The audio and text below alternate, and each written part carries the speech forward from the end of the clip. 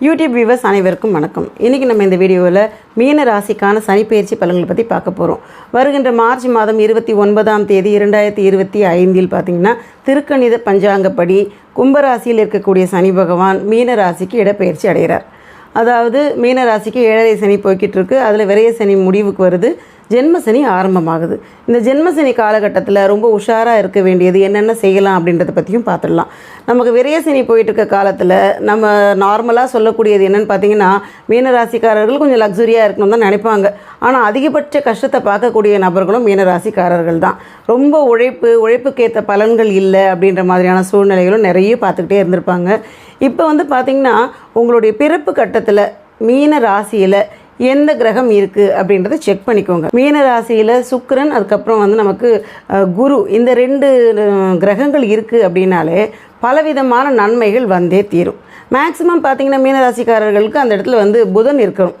அங்கே புதன் உட்காந்துருக்குன்னா நீச புதன் நிறைய நட்பாலேயே பெரிய பெரிய பிரச்சனைகள் எல்லாத்தையும் பார்த்துருப்பாங்க.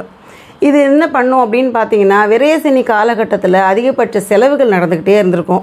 செலவு என்னதான் இருந்தாலும் நமக்கு ஆல்ரெடி பிரச்சனை தான் போய்கிட்டு இருக்குது, இதை 7.5 சனி வேறு எக்கச்சக்க பிரச்சனையை கொடுத்துக்கிட்டு இருக்கு அப்படின்னு நினச்சிட்டு இருந்த நபர்களுக்கு ஒரு நல்ல சூழ்நிலை வரப்போகுது அப்படின்றத கண்டிப்பான முறையில் எடுத்துக்கலாம். நம்மளுடைய திசைகளும் திசா புக்திகளும் ரொம்ப முக்கியம். பிறப்பு கட்டத்தில் இருக்கக்கூடிய கிரகங்களும் முக்கியம். இது எல்லாம் சேர்ந்து தான் நமக்கு ஒரு பெயர்ச்சிகளுக்கு அப்புறமா பலன்கள் அப்படின்றது கொடுக்கும்.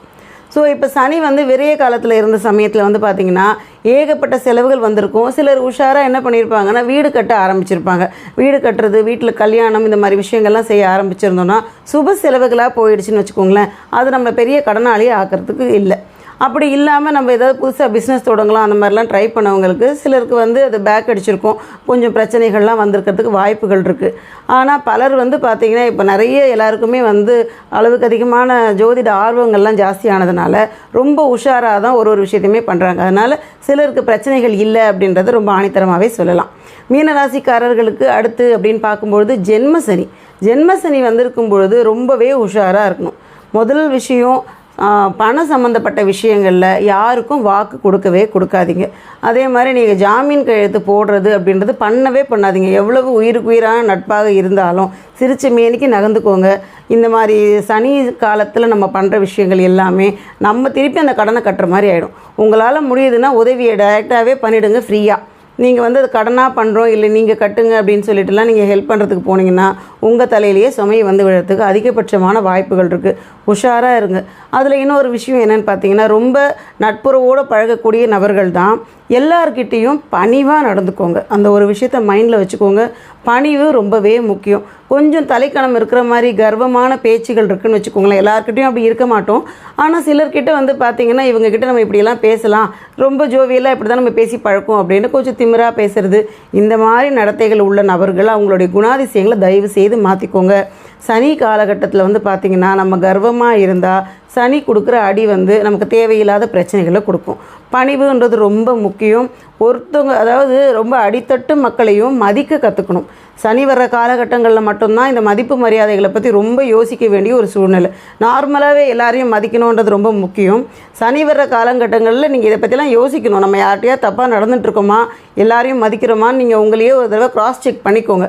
அப்படி நீங்கள் செக் பண்ணிக்கிட்டு எல்லாருக்கிட்டையும் ஒரே மாதிரி நடக்க ஆரம்பிச்சிங்கன்னா சனியுடைய கர்மம் உங்களுக்கு நல்ல கர்மமாகவே அமையும். நெகட்டிவாக எந்த பாயிண்ட்டும் வரவே வராது.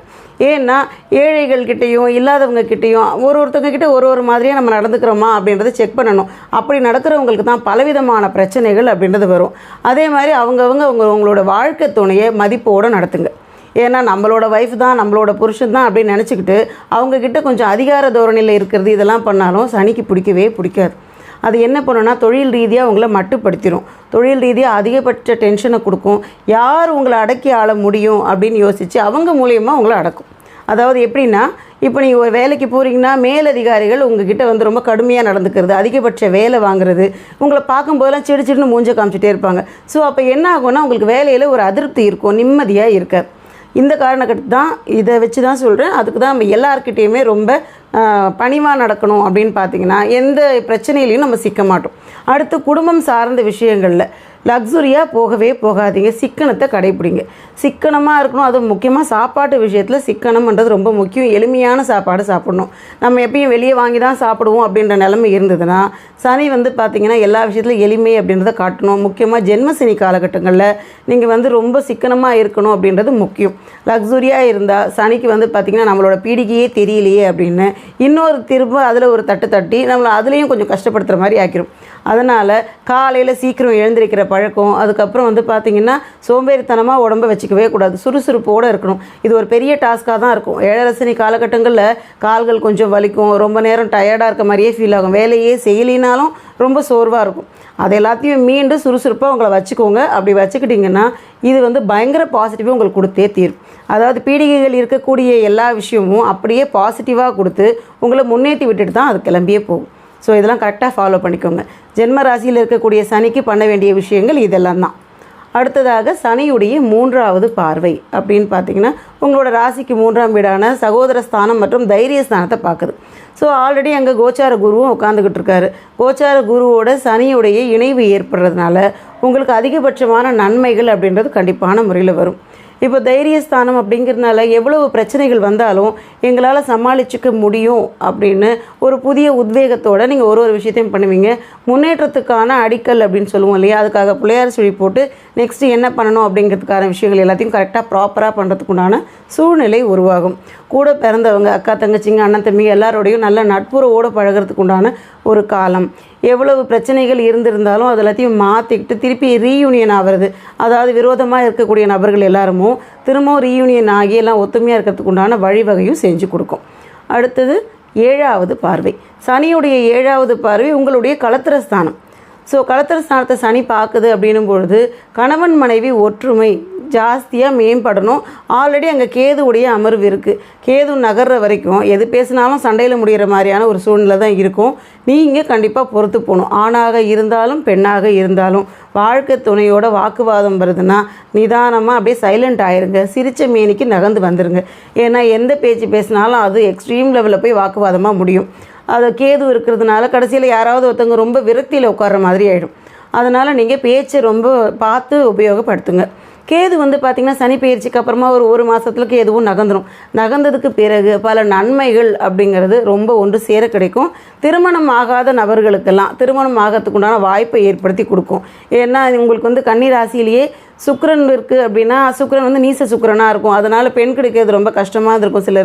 சிலருக்கு பார்த்திங்கன்னா மாப்பிள்ளை கிடைக்கிறது கஷ்டமாக இருக்கும். திருமணமே தள்ளி தள்ளி போகுது அப்படின்ற மாதிரி ஒரு சூழ்நிலை இருக்கும். இந்த சூழ்நிலையை மாற்றுறதுக்கு தான் சனியுடைய பார்வை சுக்கிரன் மேலே கிடைக்கும்போது உங்களுக்கு பார்த்திங்கன்னா நல்ல ஒரு மாற்றம் அப்படின்றது வந்தே தீரும். ஸோ நிதானமாக இருந்தீங்கன்னா அடுத்தடுத்து வாழ்க்கையில் நடக்க வேண்டிய நல்ல விஷயங்கள், வீடு கட்டுறது, நிலம் வாங்கிறது, நகநட்டு வாங்கிறது, இந்த மாதிரி ஆடை ஆபரண சேர்க்கைகள், திருமணம் சார்ந்த விஷயங்கள், இந்த மாதிரி விஷயங்கள் எல்லாமே ஒன்று சேர கிடைக்க போகுது. சனியுடைய 10வது பார்வை உங்களுக்கு ஜீவனஸ்தானம் மற்றும் கர்மஸ்தானம். இந்த ஜீவனஸ்தானத்தில் சனியோட 10வது பார்வை விழுது அப்படின்றது ரொம்ப நல்ல பார்வை. இது நல்ல பலன்களையும் அள்ளி கொடுக்கும். 10ஆம் வீட்டில் குருவோ சுக்கிரனோ அமர பெற்றவங்க அப்படின்னு பார்த்தீங்கன்னா உங்களோட வாழ்க்கை தரம் உயர்றது அப்படின்றத யாராலையும் தடுக்கவே முடியாது. இத்தனை வருஷமாக நிறைய குரு பயிற்சி வந்திருக்கு, எத்தனையோ பயிற்சிகள் நடுவில் வந்துக்கிட்டே இருக்குது. ராகு கேது பயிற்சி வந்தது, சனி பயிற்சி வந்தது, எந்த நல்ல விஷயமும் பெருசாக நடக்கவே இல்லை அப்படின்னு உங்களை நீங்களே அங்கலாய்ச்சிக்கிட்டு இருக்கக்கூடிய நபர்களாக இருந்தீங்கன்னா 10வது பார்வைன்றது மிக அற்புதமான பலன்களை கொடுத்தே தீரும். அதாவது தொழில் சார்ந்த விஷயங்களில் நம்ம பேச்சு எடுபடவே இல்லை, என்ன உழைச்சாலும் நமக்கு ஒரு அங்கீகாரம் கிடைக்கல, மரியாதையே கொடுக்க மாட்டேங்கிறாங்க. நம்மளை பார்த்திங்கன்னா நமக்கு கீழே உள்ளவங்க, அதாவது நம்ம தான் அடுத்த ஸ்டெப்புக்கு ப்ரமோஷனுக்கு போகணும் அப்படின்னு இருக்குன்னா கூட நமக்கு கீழே உள்ளவங்க நம்மளை ஓவர்டேக் பண்ணிட்டு போகிற மாதிரி இருக்கும். நம்ம உட்காந்த இடத்துலையே இருக்கிற மாதிரியான ஒரு சூழ்நிலை இருக்கும். நல்ல ஃப்ரெண்ட்லியாக பேசுவாங்க, நல்லது செய்யும்போது நம்மளை மறந்துடுவாங்க. இந்த சூழ்நிலைகள் எல்லாம் மாறத்துக்குண்டான ஒரு சிச்சுவேஷன் கண்டிப்பான முறையில் வரும். ஸோ இதெல்லாம் நமக்கு நிறைய நல்ல பலன்களை கொடுக்க போகுது. அப்படிங்கிறதுனால நிதானம் அப்படிங்கிறத மனசில் வச்சுக்கோங்க. பொறுத்து போகிற குணம் வச்சுக்கோங்க. ஒரு பிரச்சனைனா உடனே வாக்குவாதம் பண்ணி சரி பண்ணுறதுக்கு உண்டான சூழ்நிலை இயற்கையாக உங்களுக்கு அந்த மாதிரி ஒரு குணம் இருந்தால் கூட அதெல்லாம் மாற்றிக்கோங்க. நீங்கள் அது கிடையவே கிடையாது அப்படின்னு நினச்சிக்கிட்டு எதுவாக இருந்தாலும் நான் அட்ஜஸ்ட் பண்ணிக்கிற மாதிரி இப்போ இருக்கேன் அப்படின்ற மாதிரி உங்களோட குணாதிசயங்களை மாற்றிக்கோங்க. ரொம்ப பொலைட்டாக இருங்க. அப்படி இருந்தீங்கன்னா உங்களுக்கு இந்த சனி பெயர்ச்சி எக்கச்சக்கமான பலன்களை கொடுக்கறத யாரும் தடுக்கவே முடியாது. கோவிலுக்கு போகணும் அப்படின்னு நினச்சிங்கன்னா பெருமாள் கோவில்களுக்கு போயிட்டு வாங்க. அதே மாதிரி எங்கள் மகாலட்சுமி தாயாரை நல்லா வணங்கிட்டு வாங்க.